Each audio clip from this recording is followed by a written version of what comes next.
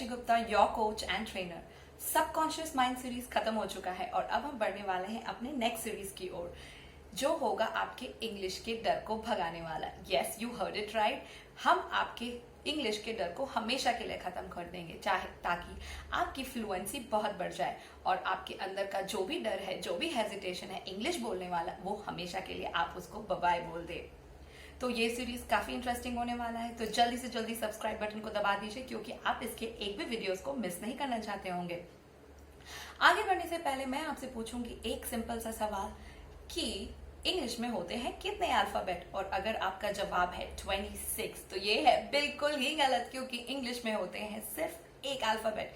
A to Z को हम कहते हैं एक अल्फाबेट और 26 होते हैं लेटर्स। ये पढ़ा था हमने स्टैंडर्ड 1 में और हम ये सब भूल गए। तो आगे और इंटरेस्टिंग फैक्ट्स के लिए स्टे ट्यून्ड, सब्सक्राइब, बाय।